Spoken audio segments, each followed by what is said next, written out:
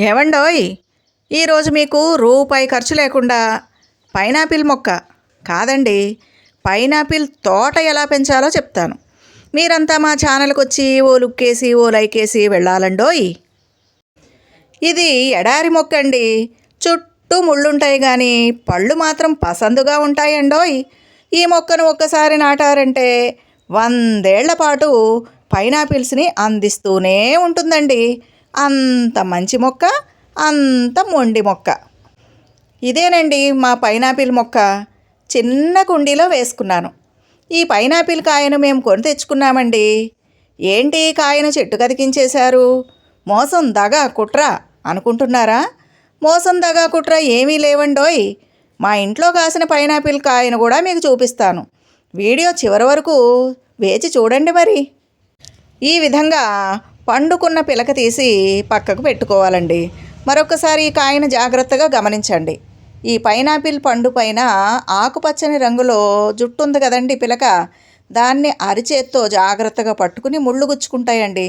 జాగ్రత్తగా పట్టుకుని ఆ పిలక తీసి పక్కకు పెట్టుకోవాలి. మనం నాటుకోవాల్సిన మొక్క ఏంటంటే ఆ పిలకేనండి. మరి మనం ప్రతిరోజు కూడా ఆహారంలో అన్నం తింటూ ఉంటాము, బిర్యానీ తింటూ ఉంటాము, ఇంకా రకరకాల టిఫిన్స్ తింటూ ఉంటాము, రకరకాల కూరలు తింటూ ఉంటాము. ఇలా ఎన్ని రకాల ఆహార పదార్థాలని మనం వండిన వాటిని తిన్నప్పటికీ ప్రతిరోజు కూడా మన ఆహారంలో పండ్లు తప్పనిసరిగా తీసుకోవాలండి. ఏదో ఒక పండు మన ఆహారంలో ఉండేలా చూసుకోవాలి. అయితే ఈ పండ్లు తినడానికి ఒక టైం పెట్టుకోవాలండి. 11 గంటలకు తింటామా, లేదా 2 గంటలకు తింటామా, 3 గంటలకు తింటామా, లేదా రాత్రి భోజనంలో తింటామా అనేది నిర్ణయించుకుని ప్రతిరోజు ఆహారంలో ఏదో ఒక పండు ఉండేలా చూసుకోవాలి. మేము పైనాపిల్ తెచ్చుకున్నామండి. దాన్ని ఈ విధంగా పొట్టు తీసేసుకోవాలి. తీసేసుకుని సాల్ట్ తోటి దీనిపైన అంతా కూడా చక్కగా బాగా రుద్ది శుభ్రంగా కడుక్కోవాలి. అలా సాల్ట్తో రుద్దకపోతే ఏమవుతుందంటే మనం పైనాపిల్ ముక్కలు తిన్నప్పుడు గొంతులో దురద అలాగా గరగర అనిపిస్తుంది అనమాట. ఈ విధంగా ముక్కలు కోసి పెట్టుకోవాలి. మేమైతే దీంట్లో పంచదార వేసుకుంటామండి. ముక్కలపైన పంచదార చల్లుకుని కాసేపు పక్కన పెట్టుకుని తింటాము. ఇష్టమైన వాళ్ళు దీంట్లో తేనె కూడా కలుపుకోవచ్చు. అయితే ఈ పండు చాలా తీయగా ఉంది కాబట్టి దీంట్లో నేనైతే ఏది కలపట్లేదండి. మరి ఈ పైనాపిల్ని జ్యూస్ లాగా కూడా చేసుకుని తాగొచ్చు. కానీ జ్యూస్ కంటే కూడా పండుగా తింటేనే మనకి దీంట్లో ఉండే ప్రయోజనాలన్నీ మన శరీరానికి అందుతాయి అన్నమాట. డయాబెటీస్ ఉన్న వాళ్ళని కొన్ని రకాల పండ్లు తినద్దంటారు కదండి.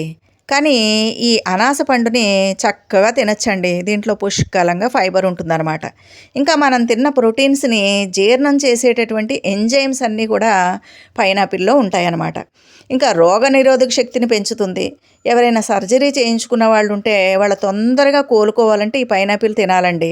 అలాగే బరువు తగ్గాలనుకునే వాళ్ళు పైనాపిల్ని చక్కగా తినచ్చు. కొవ్వు కరగాలనుకునే వాళ్ళు తినచ్చు. ఇంకా షుగర్ పేషెంట్లు కూడా తినచ్చు అనమాట.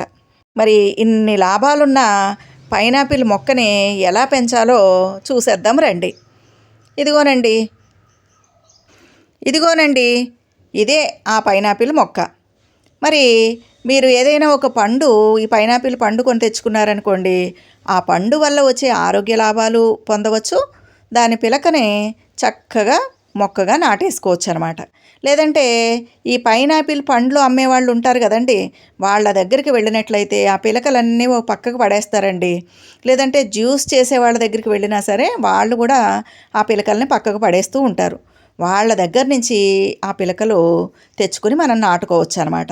ఇదిగో చూడండి, నేను నాటుతున్నాను. చిన్న కుండీలో ఆ పిలకని మట్టి తీసి జాగ్రత్తగా దాంట్లో నాటేయడమే, అంతేనండి.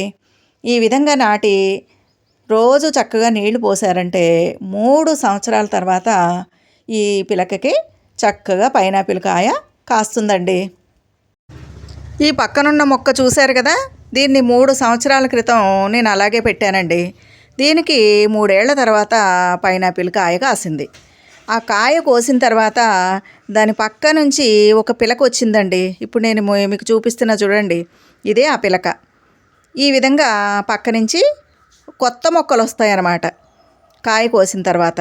మరి ఈ పిలకకి మళ్ళీ సంవత్సరం మళ్ళీ కాయలు కాస్తాయి. అంటే ముందు నాటిన మొక్కకి 3 ఏళ్ల తర్వాత కాయలు కాస్తే పక్క నుంచి వచ్చినటువంటి పిలకలకి ప్రతి సంవత్సరం కాయలు కాస్తాయి అన్నమాట. ఈ విధంగా పైనాపిల్ మొక్కని మనం గనక ఒక్కసారి నాటుకున్నామంటే 100 సంవత్సరాల పాటు కాయలు కాస్తుందండి. ఇదేనండి మరి 3 ఏళ్ల క్రితం నేను వేసిన మొక్కకి చూడండి పైనాపిల్ కాయ ఎంత చక్కగా కాసిందో. ఇది పిందె దశలో ఉందండి. ఇది మెల్లమెల్లగా పెరిగి పెద్దగా అయ్యి చక్కగా పెద్దగా కాయలాగా కాసిందనమాట. చూశారు కదా, దీనికి ఏ ఖర్చు ఉండదండి. నేను ఊరికే కిచెన్ కంపోస్ట్ మాత్రమే వేసేదాన్ని, ఇంక ఎలాంటి ఎరువులు ఏమీ ఇవ్వలేదన్నమాట.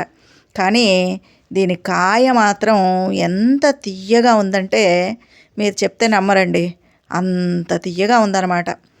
చూడండి ఎంత చక్కగా ఉందో, ఆ మధ్యలో అలా కాయ కాస్తుందన్నమాట. ఇదేనండి మా పైనాపిల్ కాయ. కాకపోతే చిన్న కుండీలో వేసాను కాబట్టి ఒక పెద్ద సైజు అంటే 1 కేజీ దోసకాయ అంత కాయ కాసిందండి.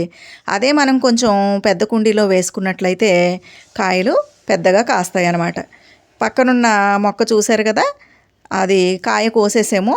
అది దాని పక్క నుంచి మళ్ళీ ఈ పిలక ఈ విధంగా మొలిచింది. ఈ సంవత్సరం మళ్ళీ ఈ పిలకకి కాయలు కాస్తాయి. ఈ విధంగానే ఈ మొక్క చుట్టూ అనేక పిలకలు వచ్చేస్తాయండి. ప్రతి సంవత్సరం మనకు కాయలు కాస్తూనే ఉంటాయి అన్నమాట. మరి ఈ పైనాపిల్ మొక్క పెంచడానికి మనం తీసుకోవాల్సినటువంటి జాగ్రత్తలు ఏంటంటే, దీనికి బంకమట్టి నేలలు పనికిరావండి. అంటే ముద్దగా ఉండే మట్టి, తడిగా ఉండేటటువంటి నేలలు పనికిరావన్నమాట. నీరు నిల్వ ఉండకూడదనమాట ఈ మొక్క మొదట్లో. ఎందుకంటే ఇది ఎడారి మొక్క కాబట్టి బాగా ఎండ తగిలేటటువంటి ప్రదేశంలో పెట్టుకోవాలి. అలాగే ఒకవేళ మనం కుండీలో నాటాలనుకున్నాం అనుకోండి, 2 డబ్బాల మట్టికి 2 డబ్బాలు ఇసుక కలపాలి. ఒక డబ్బా కిచెన్ కంపోస్ట్ కానీ, లేదా నార్మల్ కంపోస్ట్ కానీ, లేదా పశువుల ఎరువు కానీ కలుపుకోవాలి. ఆ తర్వాత కుండీలో నేను ఇంతకుముందు చూపించిన విధంగా నాటుకోవాలి. అలాగే మనం నేల మీద నాటినా సరే, లేదా మన ఖాళీ ప్రదేశాల్లో ఎక్కడ నాటినా కానీ అక్కడ నేల పొడిగా ఉండాలి. ఇసుక శాతం ఎక్కువగా ఉండాలన్నమాట, బంకమట్టిలాగా లేకుండా. అలాగే నీరు నిల్వ లేకుండా చూసుకోవాలి. ఈ మొక్క మొదట్లో నీరు నిల్వ ఉండకూడదు.